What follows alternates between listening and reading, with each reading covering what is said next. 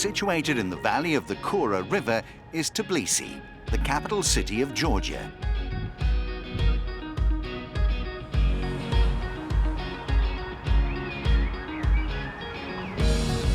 Georgia has an eventful past. The Persian, Mongol, and Ottoman empires all once seized control here.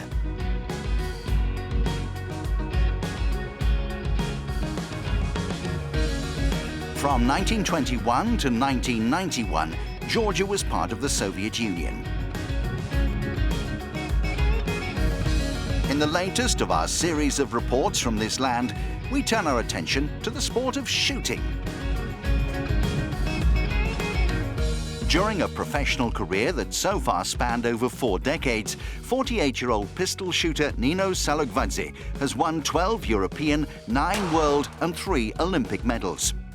In Rio last year, she became the second woman in history to feature at 8 editions of the Olympic Games. There is no secret to my success. It is just a lot of hard work and dedication.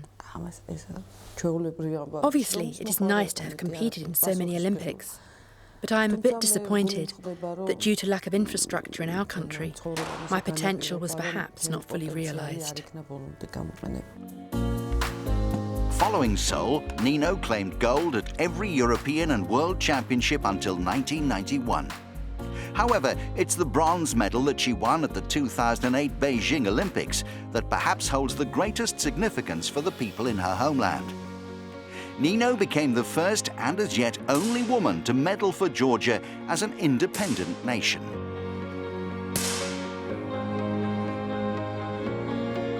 At the time, Georgia was engulfed in a bitter conflict with Russia too. Nino's embrace with Russian runner-up Natalia Padarina on the podium highlighted how sport can transcend politics. Natalia Padarina from Russia got second place ahead of me. We have competed together many times, and she's now a friend. So of course I congratulated her. I think such behaviour is just normal and the right thing to do. Sport and politics should be far removed from each other. There is no war in sport. Sport is all about peace. That's what the Olympic truce is about. Before those games, I asked myself how I, or any other sportsperson, could help their respective country at the games. And the only way was to make them proud by performing well. Nino has become a role model for many Georgians, particularly women, who've been motivated to get into sport thanks to her achievements on the international stage. She's also inspired one person a little closer to home. Pistol shooting runs in the family. Her 19-year-old son, Tsotne, is a pistol shooter, while Nino's father, Vakthang, was a national champion for the Soviet Union. Vakthang went on to coach Nino throughout her career, and though she still competes herself, Nino has now taken on the role of coach to her son, Tsotne. Juggling a family with being a sportsperson is difficult. But being a mother and a coach is not hard. Away from sport, we are a family like any other. It is very important to have peace and happiness in the family, because it affects everything in life, including your sport. You must have a stable home life to succeed in any profession, and we have that. Nino and Tsotne train together almost every day in the basement of the Sports Ministry of Georgia. Largely funded by Nino herself, the facility is modest, but it is giving a platform to shooting in a country that hasn't got too much money available for sports funding.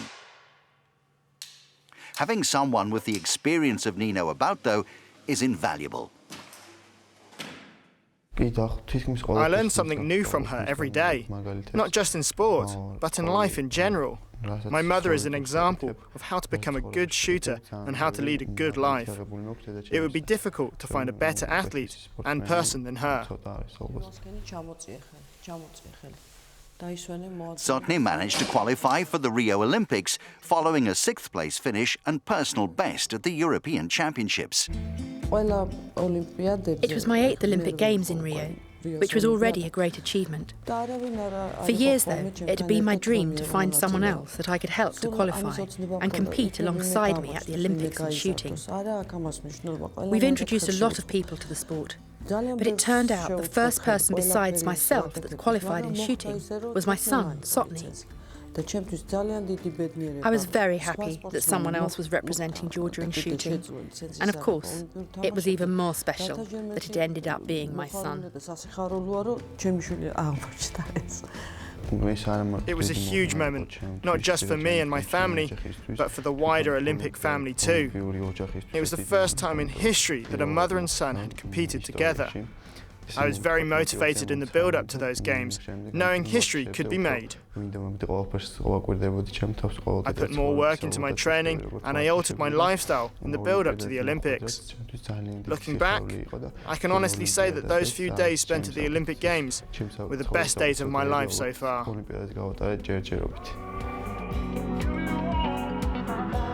Both mother and son are determined to achieve further success in shooting.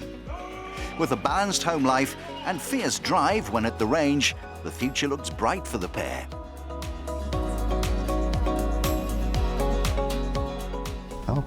Of course, I have big hopes in the sport, but nothing is guaranteed in life.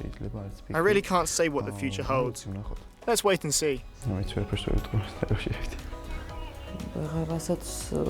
It is difficult to say if I will participate at a 9th Olympic Games, because every year it gets harder and harder to qualify and get a place. I still carry on training, because a lot of young people here look up to me as a role model. If I stop, it will be demotivating for them. I have a big responsibility to inspire the next generation. Plus, I think I can carry on and achieve more success, because I continue to train hard and my head is in the right place.